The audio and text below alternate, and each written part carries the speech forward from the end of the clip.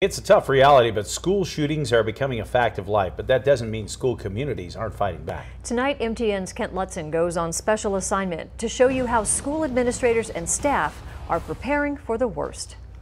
School safety has been the topic of discussion this semester. It erupted across the nation after the February 14th Florida school shooting, which killed 14 students and 3 teachers.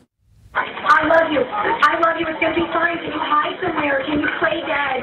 It was a parent's worst nightmare. If he shoots, we need to play dead. The day gunman, Nicholas Cruz, opened fire inside Marjorie Stoneman Douglas High School, sending students and teachers in a panic. Marjorie Stoneman Douglas High School is being shot up. It's being shot up. Some hiding inside closets and bathrooms to escape deadly gunfire. I can't hear you. Are you at the school? Now, in the weeks since the Florida shooting, schools across the country have been receiving an onslaught of copycat threats. According to the Educator School Safety Network, more than 1,400 school-based incidents and threats have been made since the Florida school attack. That's roughly 1,800 schools across the nation impacted since then. And 46% of those threats involved actual guns, while 45% were made through social media. And it's happening here in Western Montana. Just this semester, a Darby High School student was accused of making threats through the social media app Snapchat. The Charlotte School District investigated a note containing a bomb threat, and shots were fired when a Big Sky student attempted to run over a school resource officer. Over the past 4 months, schools across Western Montana have found themselves dealing with school safety incidents, and all eyes are on administrators to find solutions. So what are schools doing in the case of an act of violence? Well, I traveled to Polson, where teachers and district leaders are prepping for any life-threatening situation. All right, ceasefire, stop. Get up. Everybody okay? You all right? Kristen Wilson, the principal at Linderman Elementary, says a safe place to go to school is the first step in a healthy learning environment. I think the number one important thing we have to remember is that we just need a plan.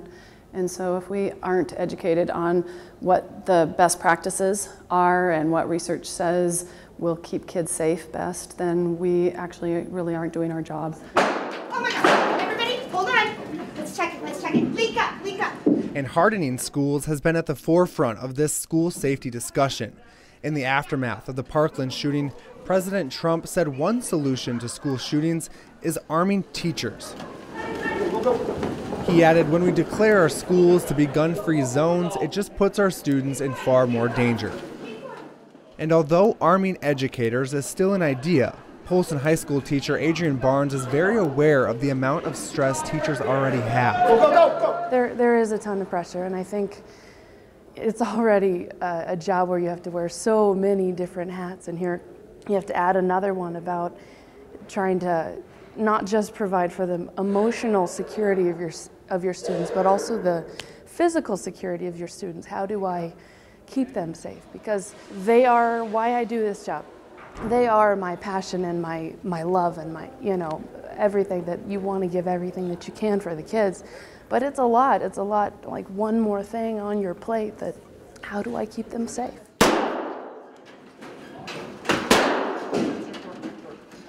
Politics aside, these teachers spent a day learning how to disarm a suspect, self-defense, and how to react in different safety scenarios, which is something Polson Superintendent Rex Welch says is a starting point. For all of us that are in this business in any public organization, we really want to do is get out of that scenario, get out of that environment. So you're going to run.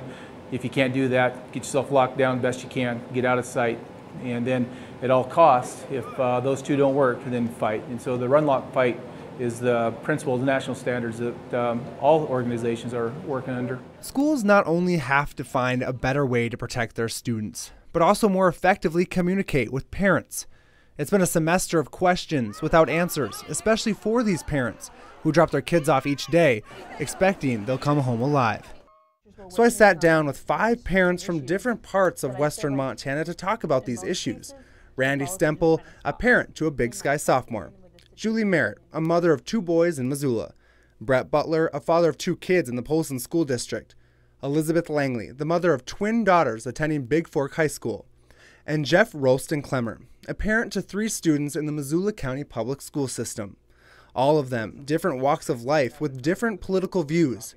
However, the one thing they have in common is they want their kids to be safe in school. How have you addressed this at home? On special assignment in Missoula, Kent Lutzen, MTN News.